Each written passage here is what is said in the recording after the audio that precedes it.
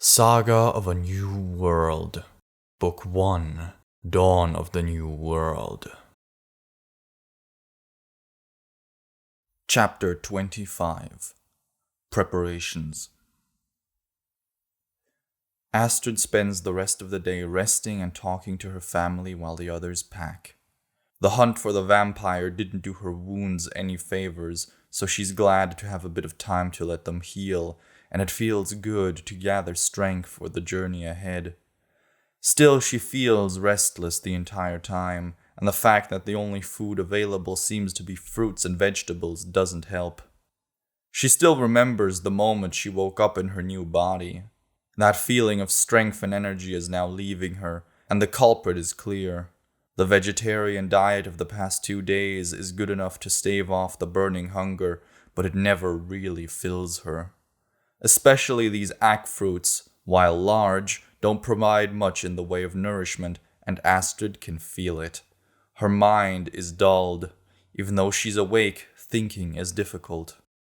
Her older brother doesn't seem to have a problem eating nothing but fruits and vegetables now. It seems that none of the giants have problems with it. As a matter of fact, Killian doesn't want to eat meat anymore at all. While Astrid was on Finn's revenge trip, he helped the others gather food in the fields surrounding the farm. He tells Astrid that these ackfruit things grow on small trees that are barely as big as a human. Her brother also tells her that he figured out that he can eat leaves and that they actually don't taste that bad, all while stuffing an ackfruit into his mouth after every sentence. Astrid, on the other hand, is annoyed by the fact that there isn't a single bit of meat here. She wonders why. They have hunters and they have guns. Why not just shoot some of the animals and be done with it? As much as she feels with the creatures, her stomach is stronger than her empathy. Her brother tells her that the mayor told the hunters to save their ammunition. He explains to her that they tried to hunt those bison-like beasts, which they now call orns, but as it turns out, they seem to make some sort of droning noise that causes incredible pain. After one of the hunters got beaten black and blue by this sound attack, none of them dared to get close to these things again. Killian stuffs another ackfruit into his mouth as someone calls Astrid's name. "Astrid, come over here," Finn yells. He, the sheriff, the mayor, and an imp Astrid doesn't know are walking towards a barn. Astrid limps over to them and asks, "What's wrong?" "Nothing. We're just discussing the details of our plan. Maybe you can help." Astrid shrugs. She has no idea what she's supposed to contribute, but says, "Sure." "Great. This is Tom," Finn gestures towards the imp. He oversaw the construction of the fortifications. "Nice to meet you," the imp says and extends a hand to Astrid. His fur is almost pitch black, with white rings around his eyes and a bit of white at the tip of his tail. She leans down and shakes his hand. "Nice to meet you too. I'm Astrid." They walk across the courtyard and Finn pulls open a sliding door. The inside of the barn is filled with farming implements and a large green flatbed trailer. Finn gestures at it. "That's what we use to transport hay from the fields. It's the biggest thing we have." Brushing over her imaginary beard, the sheriff inspects the vehicle. "This thing is going to need serious modification if we want to travel with it. Tom, you think you can get it ready by tomorrow?" "That depends on what you want me and my boys to do." The sheriff pulls down the steel grill used as a ramp for loading the flatbed and climbs on top. "We need to add paneling to the sides to prevent things from falling off and give us cover. It's gonna be tight, but we should be able to fit everyone on this thing and still have enough room for supplies. We have something for welding things, right?" Tom nods and says, "We have a gas welder and that wizard can use his finger like a plasma cutter. We're good on that end, but..."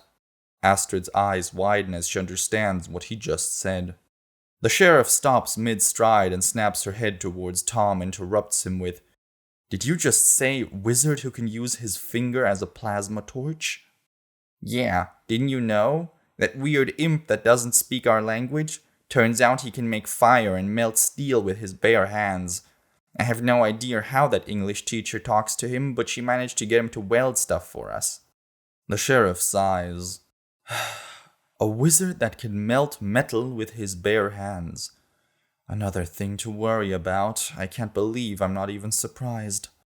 Tom continues the conversation as though this revelation is the most normal thing in the world. Anyway, as I was saying, wouldn't it be easier to just go get a normal semi-truck trailer and modify that than to build something on this thing? The sheriff just shrugs, but Finn says, "No, the roads are blocked and the normal semi-truck can't drive off-road. This thing can drive on a dirt road, or through a field if need be.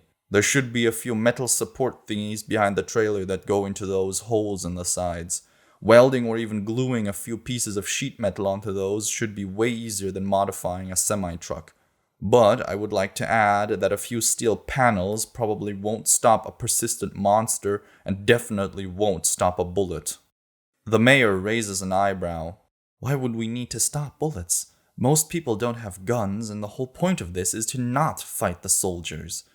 The sheriff says, "I think the panels should be enough against the monsters, but the soldiers might try to stop us from leaving.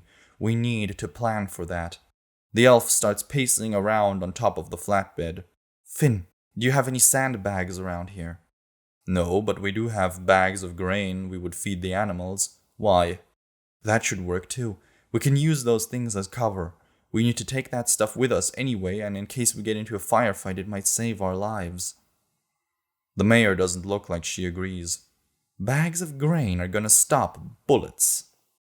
The sheriff glares at her.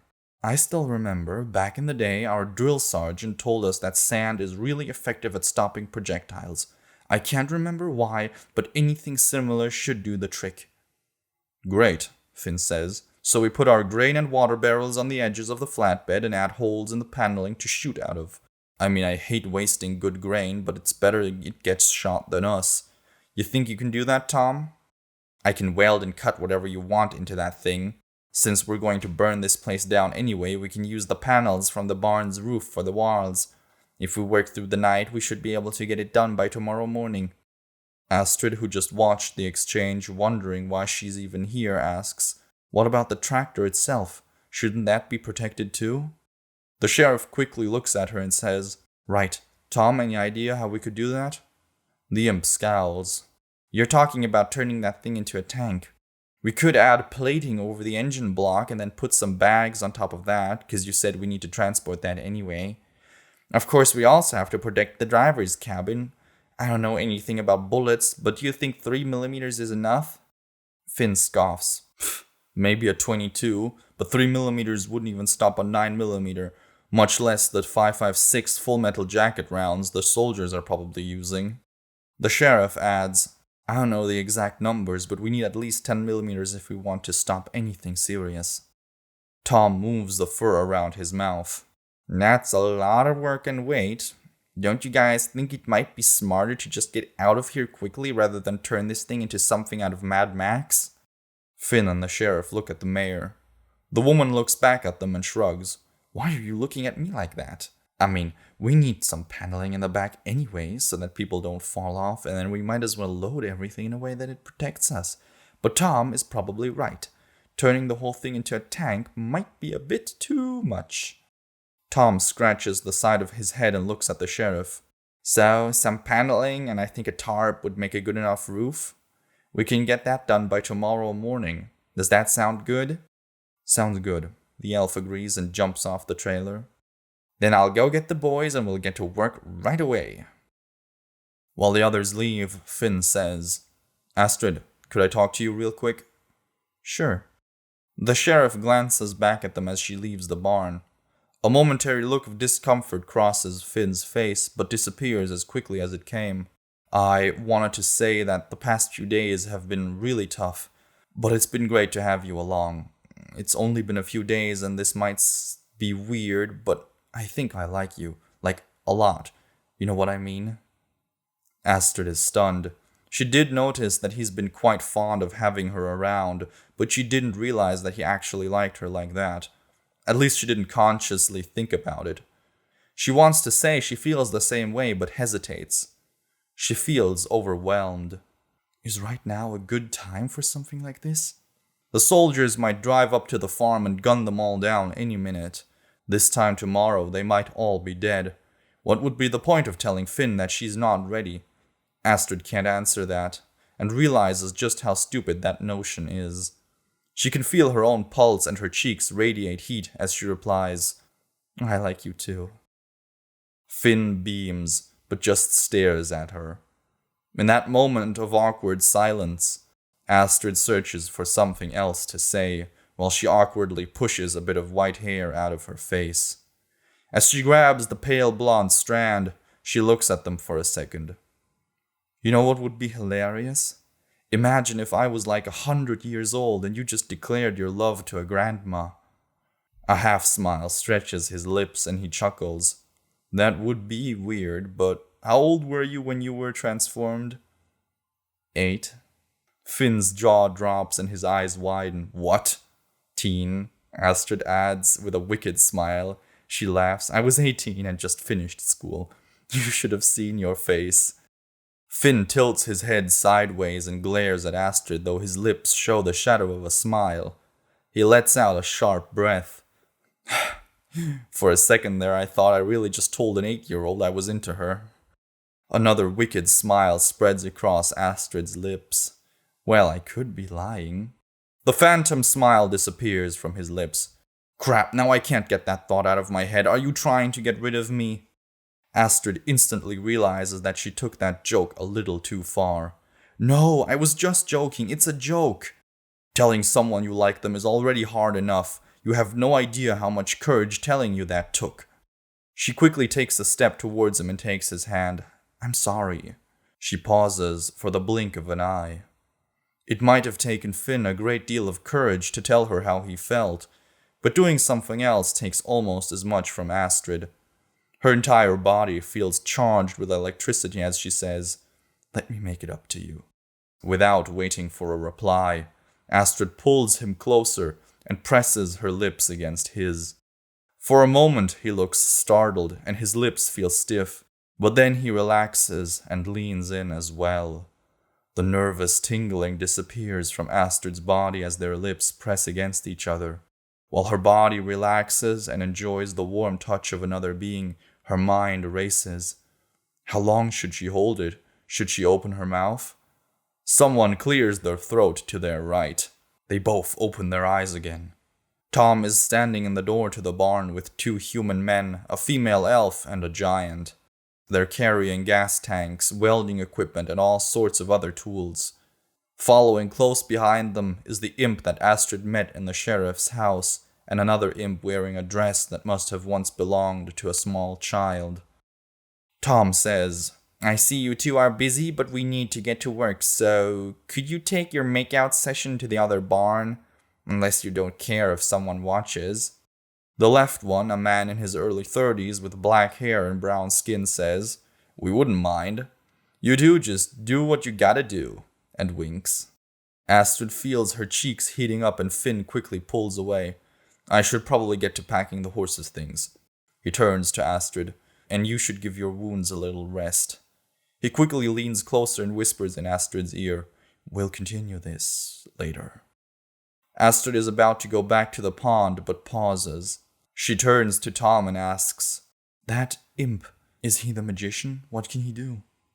Instead of Tom, the female imp escorting the magician answers, As far as I know, he can make heat. Astrid watches as Tom's crew starts removing parts of the barn's roof. Once they have a few panels of sheet metal, they place them next to the trailer and put the support beams onto the sheets. While they do that, Tom hooks 2 gas tanks up to a welding torch. Don't look at the flame, he says as he puts on a pair of welding goggles and hands the imp another one. The magician watches intently as Tom turns a knob on the side of the torch and ignites the gas mixture. A short burst of orange flame explodes out of the tip of the welding tool with a hiss. As Tom continues to adjust the small wheel, the flame becomes brighter and soon turns a light blue so bright it might as well be white. To Astrid, the flame is a cone of bright red that streams out of the front of the welding torch and rises into the air. Tom grabs a thin rod of metal and starts welding the sheet metal sheets together and then onto the support beam. The imp wizard watches his every move. Once Tom is about halfway done attaching a metal piece to the support beam, he turns off the gas and the radiant flame disappears with a sucking sound.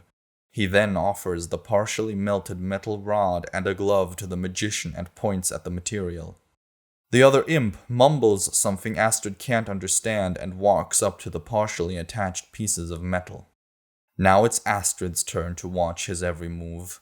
She half expects the imp to say some sort of magical incantation, but he remains completely silent as he opens a small and furry palm.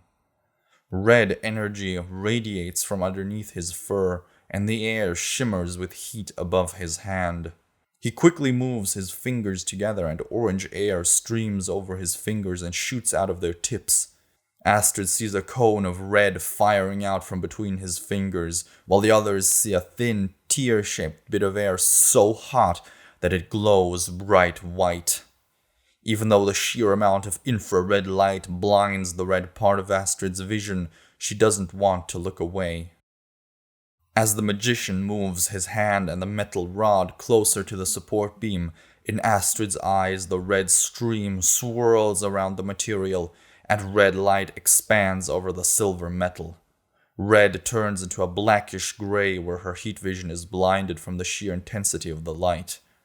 At this moment, the weird parallel nature with which Astrid sees the infrared light radiated by warm objects and the normal light reflecting off of them becomes more obvious than ever. If that swirling mass of red were normal light, it would completely obscure the metal underneath. But that's not the case for Astrid. No matter how bright the red light becomes, or even if it turns into that random mess of swirling dark colors that tells her that spot is blinded, she can still see the white flame and melting metal underneath as clearly as though the storm of red doesn't exist. Astrid marvels both at the display of magic and at the incredible capabilities of her own eyes. Even though the others already saw the magician do something like that before, they can't help but look at him in wonder. The imp's fingers almost touch the metal, and as he moves them along the support beam, the thin rod liquefies and the steel turns bright orange. Moments after he started, the imp's breathing starts to increase. With his mouth open and small tongue extended, he wheezes like a Shih Tzu dog in the summer sun. As soon as his fingers reach the end of the support beam, he pulls away. "Water," he croaks with a heavy accent. Astrid is surprised to hear that word from him. She thought he only spoke that weird alien language. The others are not as surprised, and one of the human men quickly hands him a bucket. The imp pushes his face into it and slurps the clear liquid. Then he sticks his furry arms into it. "Thank," he squeaks. "No, thank you. We wouldn't have enough gas to do all of this without you," Tom says. The magician suddenly contracts his furry face. Astrid can't really read his emotion, but he says, "No?" and quickly pulls his hands out of the bucket. "Sorry." The female imp quickly says, "Everything is all right. It's just an expression."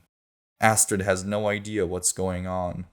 The magician's eyes quickly flick to all of them in turn, and it's clear he's completely lost and did not fully understand what they said.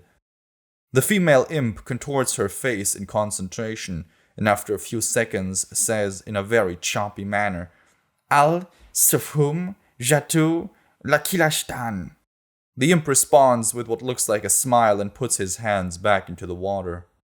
Astrid's eyes snap onto the small woman. What's going on? How did you speak his language? "I have no idea," the imp shrugs. "Some of the words just come to me when I hear them from him, almost like I'm remembering something I'm supposed to know." After a few seconds, the imp takes his hand out of the bucket and continues welding. Astrid notices that even though his hands produce enough heat to melt steel, they remain wet, and occasionally a small drop falls away, instantly vaporizing as soon as it leaves his fur. The imp repeats this process several times. He welds a section, then cools his hands and continues until he eventually says, "Sorry," and just slumps against a wall. breathing so quickly the single breaths almost come together into a single continual noise. "What's wrong with him?" Astrid asks. "He's tired," the female imp replies, as though it's obvious. While the crew continues disassembling the roof and Tom starts using the gas welder again, Astrid goes back to the pond.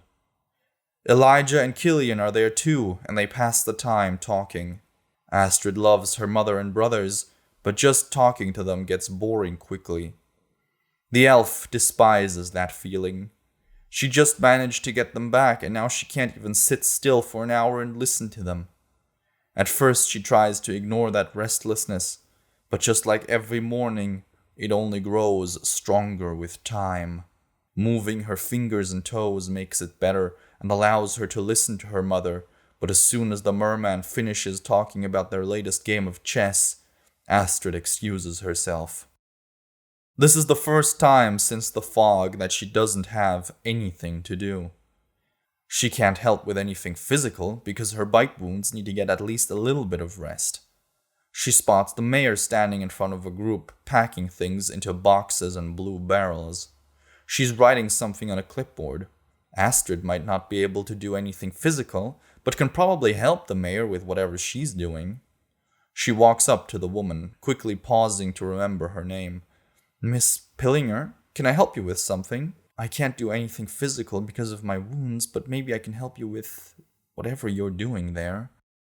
"I'm using our inventory to figure out how much food we need for the journey, how to best pack it, and how to load it onto the truck. You can help by... Wait, don't you elves have that weird thing where you can't read?" Astrid scowls. "I can still read, it's just really hard." "Just find something to do. I'm really busy." The woman turns back to her clipboard. Anger flares up in Astrid, but she subdues it as fast as she can. Cursing her illiterate eyes, the elf walks away. It takes everyone a bit more than a day to prepare for their journey. A whole day of doing nothing for Astrid. Even though Finn confessed his love for her, they can't get a single moment alone as he prepares the horses for the journey. Before the fog, Astrid could easily spend an entire weekend in her bed watching Netflix, but now every minute she spends sitting around feels like torture.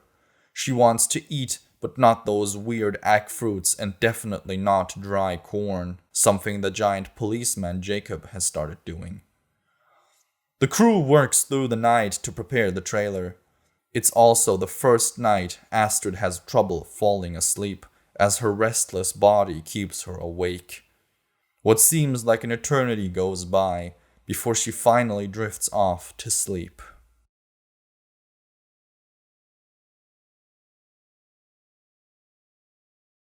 Thank you for listening to this Ember and Sparks production. Click the box on the left to listen to the next chapter or the box on the right to see an overview of all chapters available for this story. Check out the links in the description to listen to this audiobook without interruption. And before you go, don't forget to subscribe and hit the bell icon to never miss a new story. See you soon.